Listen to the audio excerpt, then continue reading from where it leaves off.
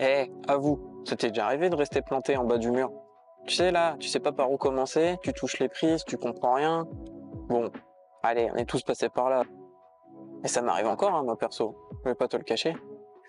Et l'autre cas aussi, tu sais, celui où t'es à l'avant-dernière prise, tu galères à valoriser, tu touches la dernière, et bam, tu tombes. C'est quand même ultra frustrant, non, aussi, ça? Bon, j'imagine que tu te doutes de quoi on va parler aujourd'hui. Comment gérer l'échec? Parce que bon, en escalade, que tu sois débutant, confirmé, même pro, hein, on est tous passés par là et on passe encore tous par là. L'échec, ça arrive tout le temps. On est plus souvent en bas qu'en haut. Alors, comment on fait pour passer tout ça?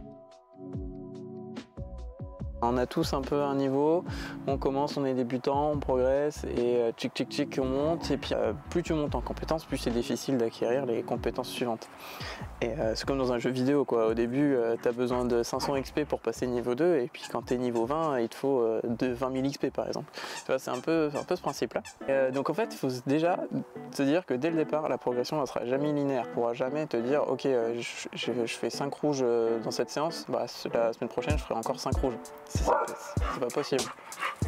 Là, je vais te présenter plusieurs stéréotypes de grimpeurs. Il y en aura 3. Je pense que tu te retrouveras dans un des 3.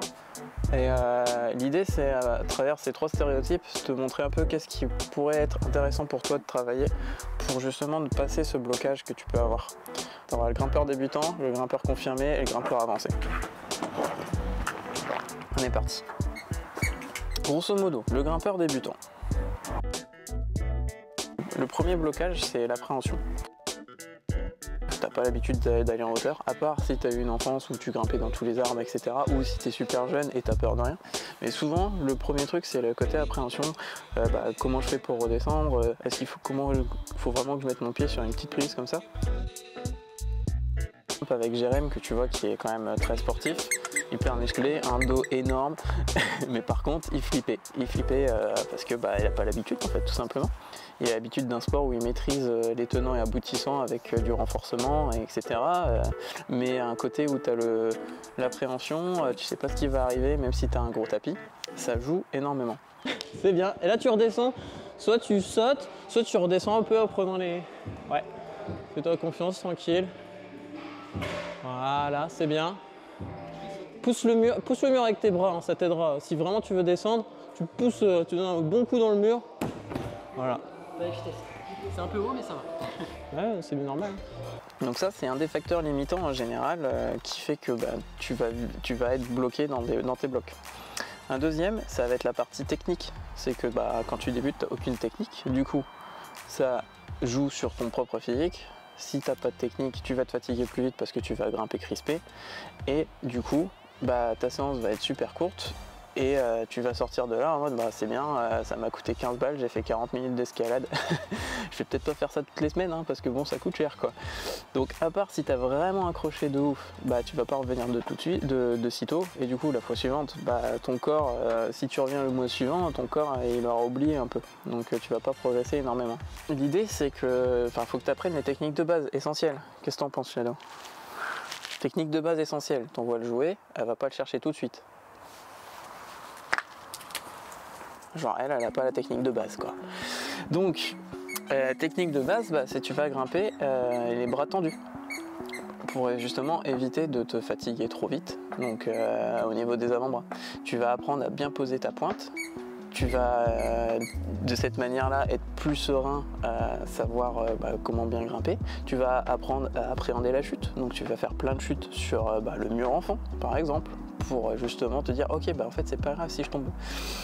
Et la partie appréhension au début, je me souviens très bien, c'était juste des blocs de premier niveau, hein.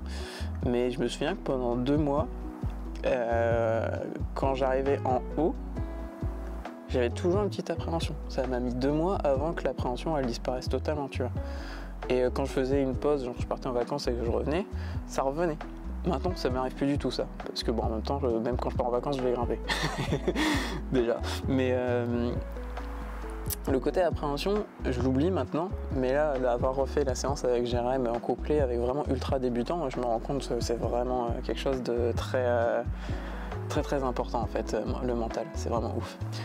Donc voilà, ça c'était pour la petite histoire sur l'appréhension. Et après, le côté technique, etc. Les techniques de base, une fois que tu les acquiers, ça va te servir sur tous les blocs. Donc en fait, ça va vraiment beaucoup t'aider. Et du coup, tu vas arriver à un moment, à un stade où, je vais parler en couleurs, parce que Vertical Art, je connais les couleurs, mais en gros, tu vas arriver dans des blocs entre 5 et 6, donc c'est du bleu.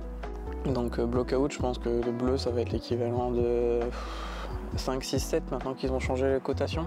Donc en gros, tu vas arriver dans ce stade-là où je vais dire tu commences à être un grimpeur de niveau intermédiaire. Tu commences à être à l'aise dans du bleu et tu vas commencer à tâter de la rouge, donc du niveau 6A grosso modo. Et tu vas te rendre compte que tu réussis pas ou que tu en réussis certains seulement. Et donc on arrive au premier plateau.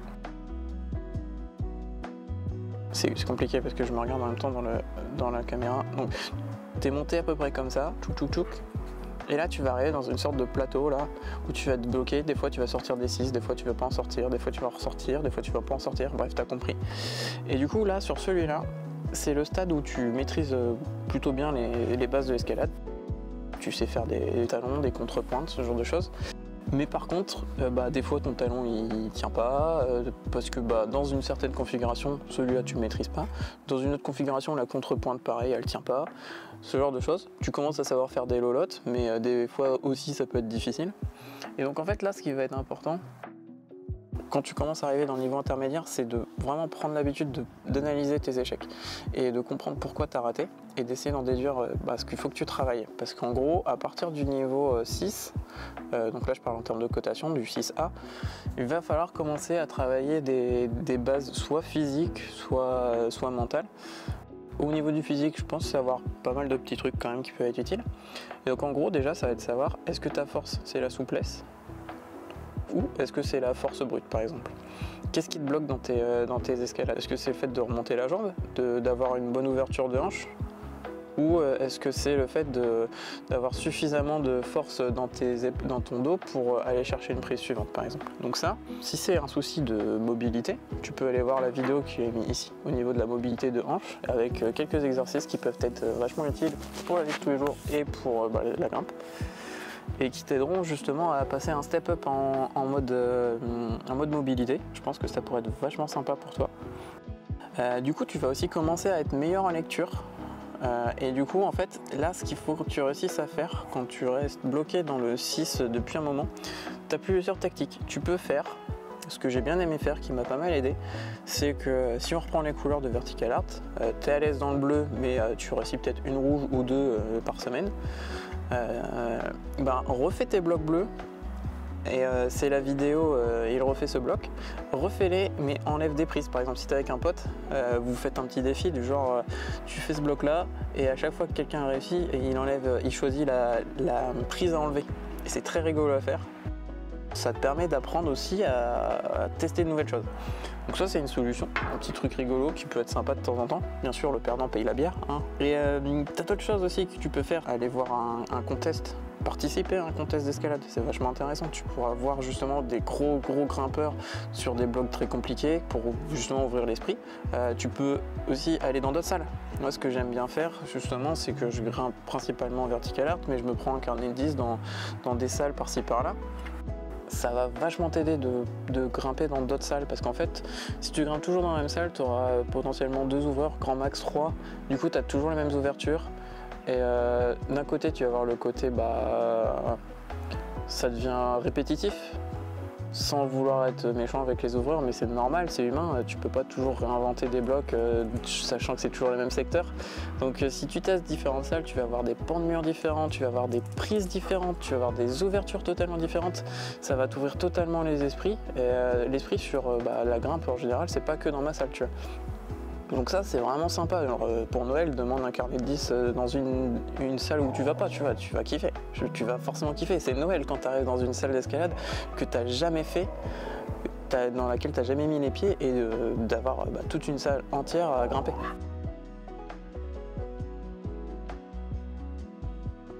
Surtout quand tu commences à avoir un niveau intermédiaire. Désolé pour le shadow. Elle veut que je joue avec elle, et elle est insupportable dans ces cas-là. Teste d'aller dans d'autres salles et tu vas découvrir plein de choses, ça va être trop bien. C'est Noël, surtout quand tu es dans un grimpeur niveau intermédiaire, tu commences à avoir pas mal de niveaux que tu peux travailler et du coup tu vas pouvoir kiffer. Vas-y un jour off, un dimanche ou quoi, où tu as vraiment le temps et tu pourras profiter. Voilà, ça c'était plus pour les grimpeurs intermédiaires. Et là on arrive plus dans mon stade, grimpeur plutôt performant. Je grimpe dans du 7 depuis des années. Et à chaque fois que j'étais pas loin de réussir à passer ce plateau là justement, arrive le souci principal quand tu arrives à ce niveau là, c'est les blessures. Alors les blessures, il y en a plein. Il y en a plein. Ça, je vais te parler que des miennes. C'est la partie un peu relou. Mais je vais te parler que des miennes, mais c'est ce qui m'a vraiment personnellement bloqué. Parce que bon, niveau technique, je maîtrise, je pense, une grosse partie des techniques d'escalade maintenant. Pas tout à la perfection, mais je sais ce qu'il faut faire. Niveau lecture, je commence à bien m'en sortir, malgré tout. Il y a toujours des blocs où je vois pas forcément ce qu'il faut faire ou quoi, mais sur du niveau violet par exemple la vertical art, il y a plein de fois où je vais potentiellement pouvoir lire le bloc mais je sais que physiquement je pourrais pas le faire, clairement. Donc les facteurs limitants pour moi quand tu arrives à ce niveau là, c'est principalement la force des doigts, et c'est pour ça que je parlais de blessures, parce que si tu me suis depuis quelques temps, tu as vu dans la vidéo donc je parlais par rapport à la ténosynovite que j'ai eu au doigt. Du coup grosso modo pendant 4 mois j'ai pas pu faire de grimpe comme je voulais quoi. Donc forcément là maintenant je suis en période de remise en charge de mes doigts, donc c'est la première fois que je fais ça, tu vois, ça fait 8 ans que je grimpe, c'est la première fois que je fais vraiment quelque chose pour les doigts, des exercices, tu vois, et pour autant j'ai réussi à grimper dans du 7, tu vois, donc c'est pas, les doigts ça fait pas tout selon les types de grimpe que tu auras, mais bon, pour moi c'est ultra limitant, parce qu'à partir du moment où tu vas vouloir grimper en extérieur par exemple, ouais je me prends avec le jouet de Shadow et il est un peu creepy dit comme ça, allez va chercher. Ce que je voulais dire, c'était que à partir du moment où tu vas vouloir grimper en extérieur, ça sera le jour et la nuit. Moi, mon objectif, c'est de sortir un vrai set. Donc, un vrai set, c'est un set Fontainebleau. Souvent, tu as besoin de doigts beaucoup plus que dans les grimpes de salle. Donc, ceux qui grimpent en extérieur savent de quoi je parle. Les doigts, c'est hyper limitant, et du coup, les blessures, c'est ultra limitant. Un des autres cas que j'ai en ce moment même, tu vois, là, c'est que le doigt, ça va mieux. Mais j'ai fait la séance avec Jérém il y a 3 semaines où je suis allé à Caen, j'ai fait de la route, on a fait une séance d'escalade très longue, plus du renforcement physique, etc. J'ai refait 4 heures de route le soir même, j'étais cramé. Toute la semaine suivante, j'ai fait une séance de grimpe le mardi, j'étais pas trop en forme et un peu fatigué. J'y suis allé mollo, mais j'avais un peu mal à l'épaule déjà. Et j'ai vu qu'il y avait un contest AVA. Je me suis dit, oh, putain, ça fait super longtemps, j'ai envie de me tester, ce que je te disais, se dépasser un peu, tester des choses, etc. Du coup, je me suis dit, bah, vas-y, je vais tester le contest de VA. Il y avait 30 blocs, je m'étais donné comme objectif d'en faire 20.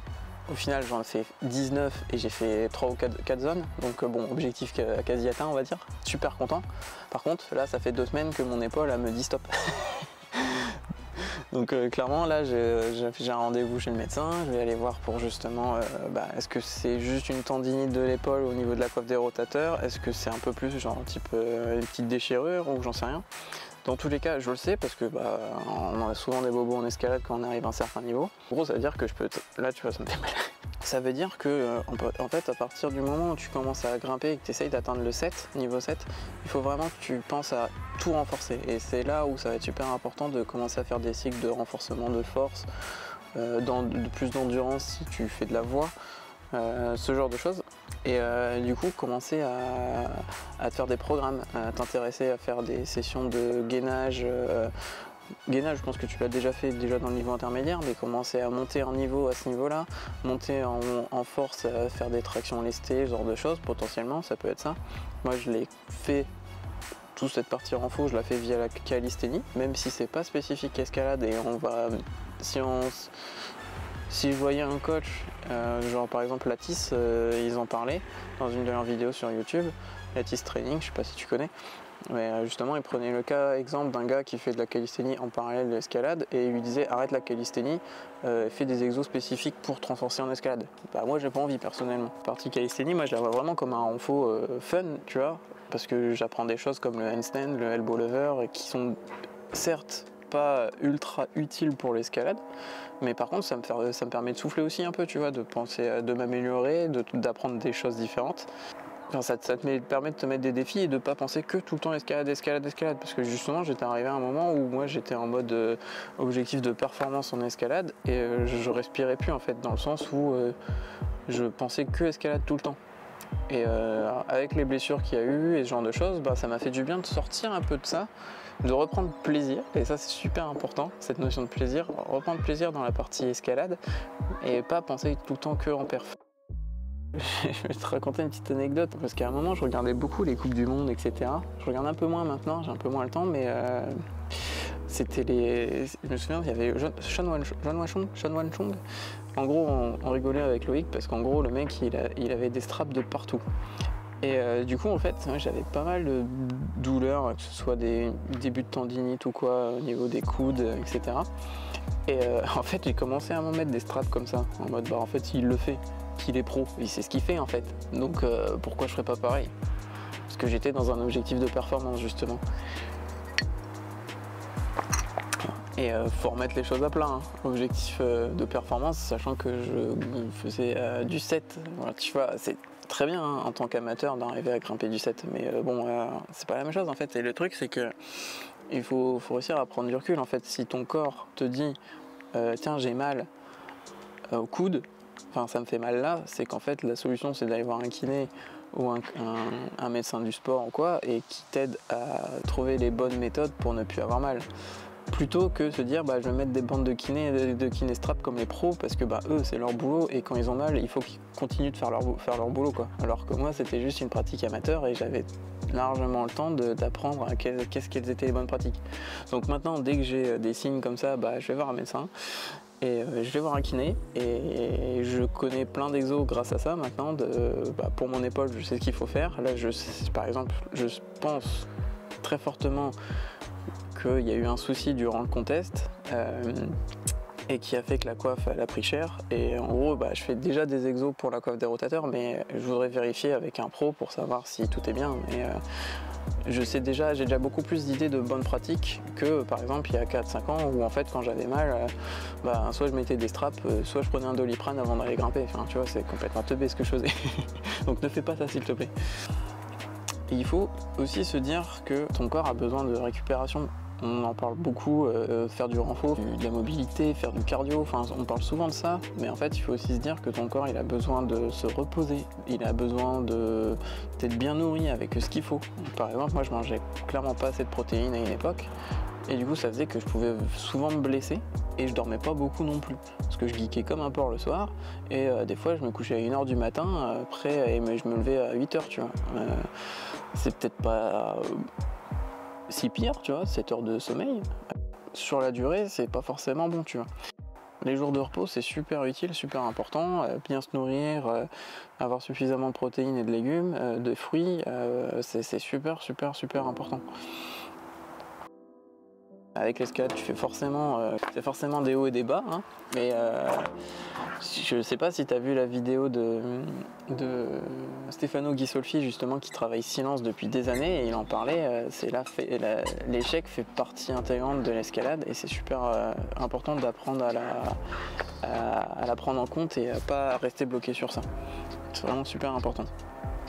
Et grosso modo, c'est ce processus-là qui va t'aider. Tu vois, un coup, je suis allé à Fontainebleau, grimper, ça fait super longtemps. C'était dans la vidéo justement où j'avais fait le cul de souris. Et j'étais tombé sur un mec, un Belge, avec qui on a un peu discuté. Et le gars grimpait que ce bloc-là. C'était un bloc à côté de l'hélicoptère. Je sais plus le nom, là, je te le mettrai. Il disait, j'ai réussi premier move quand je suis venu il y a 2-3 mois. Là, je suis revenu ici. Si je réussis à débloquer le move suivant, je serai content de ma séance. T'imagines le niveau d'implication, de résilience qu'il faut pour faire ça. Enfin, tu vois, ça m'a fait un peu bugger sur le coup, et en même temps je me dis, bah, en fait c'est vrai que il faut être patient. Tu peux pas te dire je vais réussir des blocs à chaque fois que je vais dans la salle. Allez, à plus, porte-toi bien, on se revoit sur le Discord si ça t'intéresse. Ciao!